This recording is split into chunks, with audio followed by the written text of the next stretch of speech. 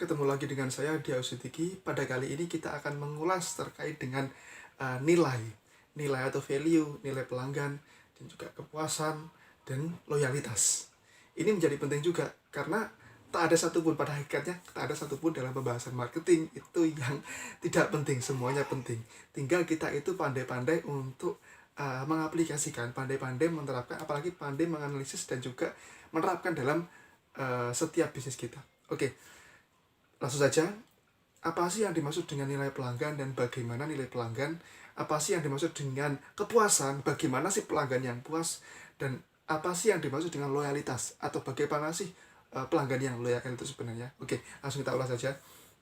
Karena mungkin seperti yang kemarin, sebelum saya mulai, kalau memang ini video bermanfaat, silahkan like, comment, subscribe, and share. Dan jangan lupa ya. Oke, baik, gini. Apa sih yang dimaksud dengan nilai pelanggan? Apa sih yang dimaksud dengan kepuasan? Dan apa sih yang dimaksud dengan loyalitas? Terkadang satu di antara kita, atau bahkan mayoritas di antara kita, masih belum tepat dalam memposisikannya. Oke, nilai pelanggan. Pelanggan yang bernilai atau gimana ya kira-kira? Jadi gini, nilai pelanggan.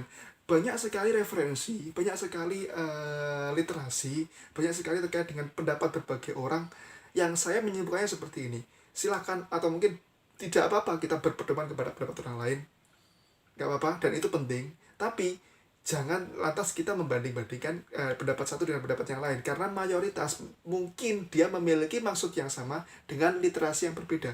Seperti hanya saya dengan kalian semuanya, atau dengan Anda semuanya, pasti bisa mempresentasi atau mendeskripsikan tentang satu hal yang sama dengan deskripsi yang berbeda. Itulah pemahaman terkait dengan berbagai istilah-istilah yang ada dalam disiplin ilmu, terkhususnya ilmu marketing. Oke. Nilai pelanggan. Bagaimana sih nilai pelanggan? Jadi seperti ini. Kita pun sebagai seorang pebisnis ataupun sebagai seorang pemasar, kita harus punya sebuah pertimbangan. Pertimbangannya seperti ini. Value apa sih yang akan didapatkan? Nilai apa sih yang akan didapatkan oleh seorang pelanggan ketika dia membeli atau mengkonsumsi produk kita? Itu. Apakah dia ini akan menjadi gengsi kah? Atau dia akan menjadi lebih mewah kah? Atau justru ketika dia itu mengkonsumsi malah turun kegengsiannya? Ataukah malah tidak ada nilai sama sekali? Nah, itu menjadi penting. Karena gini, apalagi zaman sekarang, orang mengkonsumsi pertimbangannya adalah, kalau saya mengkonsumsi, apa sih yang saya dapatkan? Apa hanya sekedar puas? Apakah hanya sekedar kenyang? Apakah hanya sekedar memenuhi kebutuhan? Nah, tidak. Ada nilai yang harus kita sampaikan, yang harus dicapai. Setelah mengkonsumsi saya, setidaknya orang ini akan merasa bangga, akan merasa dia itu lebih gengsi dan sebagainya. Itu harus kita pertimbangkan. Oke. Jadi nilai pelanggan sangat luar biasa. Ini sekarang kuncinya di mana sih? Kunci nilai pelanggan, kuncinya adalah ada pada persepsinya. Jadi, dengan kata lain, kita sebagai seorang pemasar harus pandai-pandai membuat persepsi yang harus kita berikan kepada seorang pelanggan. Meskipun persepsi juga akan menjadi blunder, nanti kita akan bahas di pembahasan yang lain. Oke, yang ini seperti ini. Nilai pelanggan itu menjadi kunci dalam meraih sebuah kepuasan pelanggan. Nah, ketika kepuasan pelanggan itu terjadi, pastilah loyalitas akan didapatkan. Jadi ini seperti yang kemarin, STP, Segment Target Positioning, ini juga seperti itu. Value, satisfaction atau kepuasan, dan juga loyalty atau loyalitas, itu menjadi 3 kunci pokok yang saling berkaitan. Oke, terus sekarang gini, bagaimana cara kita membuat sebuah persepsi? Tapi gini juga, persepsi juga menjadi blunder kalau kita terlalu bermain ke persepsi, tapi kita tidak terlalu memberikan kepada konsumen terkait dengan produk yang dia inginkan. Jadi gini, lantas bagaimana cara kita menganalisis nilai pelanggan? Yang pertama adalah pada atributnya. Identifikasi atribut, manfaat utama, dan nilai pelanggan. Jadi gini, atribut yang melekat kepada pelanggan, atribut yang melekat kepada produk itu akan menjadi kunci utamanya. Kemanfaatan kan? Terus mungkin menilai arti penting kuantitatif dari atribut dan manfaat yang berbeda. Oke, manfaat yang berbeda ini kuncinya. Kemanfaatan apa sih? Oke, sama-sama airnya, sama-sama air mineralnya, akan ada nilai yang lebih ketika saya mengkonsumsi kalau saya mengkonsumsi air yang segar tadi, air mineral tadi dengan merek A daripada B, C, D maupun E. Saya akan lebih merasa puas, saya akan lebih merasa gengsi, dan saya akan lebih merasa elegan bahkan kalau saya mengkonsumsi dengan pilihan merek A. Padahal ada banyak pilihannya. Nah, itu yang harus kita pertimbangkan. Dengan begitu, seorang pemasar atau mungkin seorang produsen atau mungkin seorang penjual juga bahkan harus punya sebuah gambaran. Kira-kira kalau saya mengkonsumsi atau pelanggan saya mengkonsumsi, nilai apa sih yang dia dapat? Oke. Ini saya gambarkan aja. Teman-teman yang di Tulungagung, ya sekedar promosi aja ya. Yang di Tulungagung, mungkin Tulungagung kota kopi. Oke. Dimanapun banyak warung kopi. Iya, bener. Dan dimanapun banyak kedai kopi. Oke.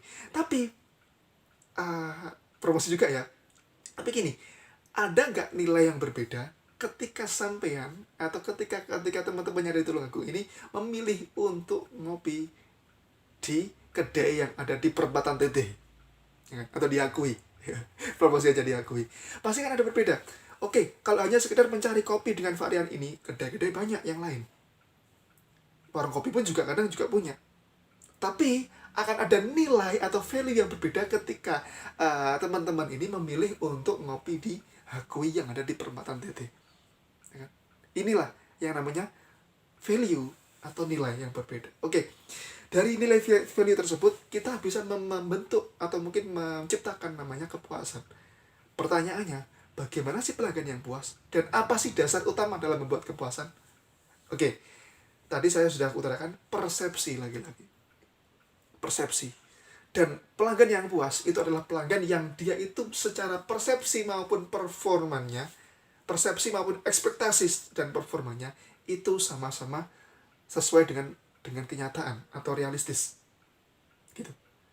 Maka dia akan menyatakan bahwa dia itu adalah pelanggan yang puas dalam mengkonsumsi produk tersebut. Oke, gampangnya gini, saya akan bikin sebuah ilustrasi yang sangat simpel seperti ini.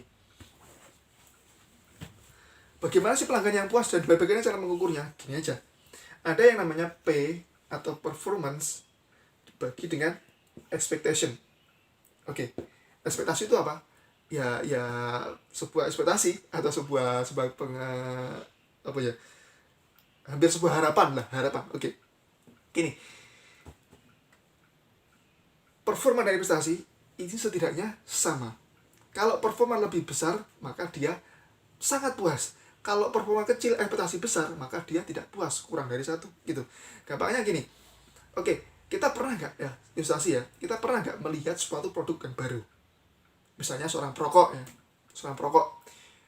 kita sering lah yang cowok-cowok ini melihat iklan rokok yang luar biasa di televisi, iklannya WOW, produknya juga meskipun dia tidak menampilkan produk, tapi ketika dia tertantang untuk membeli, rasanya memang benar-benar enak. Oke, itu. Maka katakanlah ketika ada produk baru muncul di televisi dan itu buatan dari perusahaan yang memang brandnya kuat dalam perusahaan rokok, maka ketika produk itu belum muncul di pasaran, ketika masih dalam televisi maupun dalam media-media, kita akan beranggapan seperti ini. Wah, rokok ini buatannya pabrik ini dengan merek ini. Saya yakin pasti rokok ini enak. Nah, ketika melihat iklan tadi, maka ada ekspektasi di sini, katakanlah, ya wes, sebelum saya merokok, saya punya ekspektasi pol-polnya atau mungkin ya mentok-mentoknya dia itu dinilai 80 lah. Oke. Nilainya 80 untuk rasanya 80. Oke. Nah, begitu dia itu membeli, dia mempertimbangkan, oh iklannya luar biasa, dia sponsor luar biasa, gini dan sebagainya. Ketika dia membeli dan rasanya benar-benar enak, yang terjadi adalah secara performa dia juga 80. 80/80 sama dengan 1. Apa maknanya 1? Dia puas. Oke, dia sangat puas. Dia puas. Oke. Tapi di sisi lain kita menemukan di mana ada produk rokok baru, pastilah kita underestimate. Ekspektasi kita juga akan turun. Yang jadi gini, rokok nggak pernah muncul di televisi, pabrikan baru, variannya baru. Oke.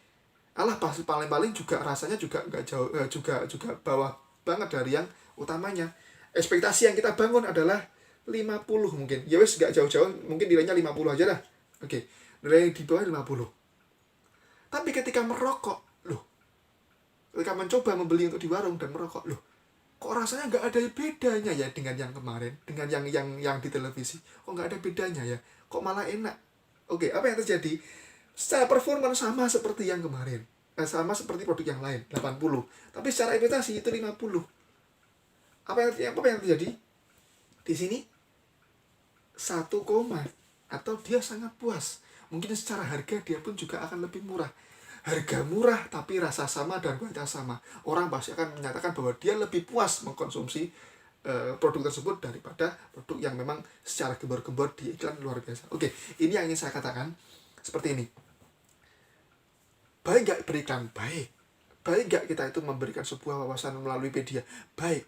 Tapi ingat, secara gak langsung dan tanpa kita sadari, ternyata kita itu membuat sebuah persepsi atau ekspektasi yang diberikan pada konsumen.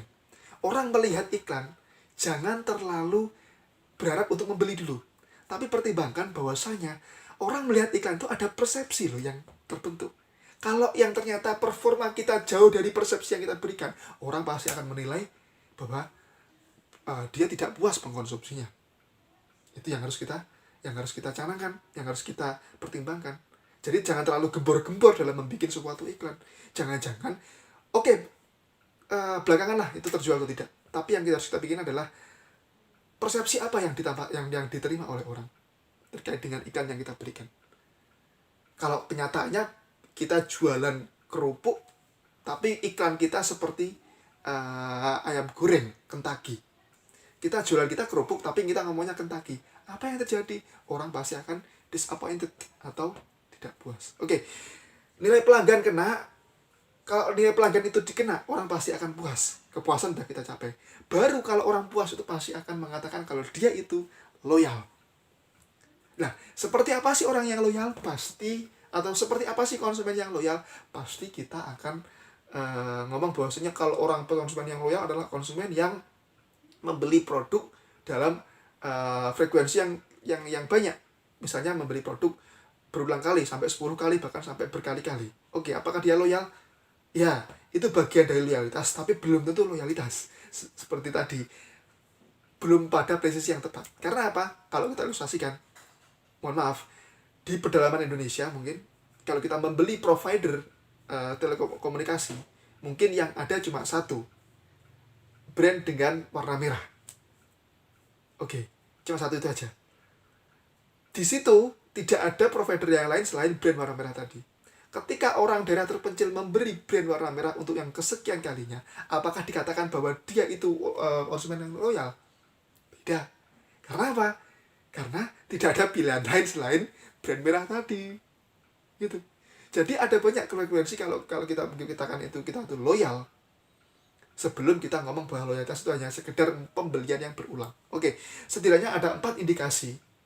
Meskipun referensi terkait dengan loyalitas itu banyak, saya akan simpulkan aja. Ada 4 indikasi loyalitas yang bisa kita tengok. Yaitu yang pertama, pembelian berulang.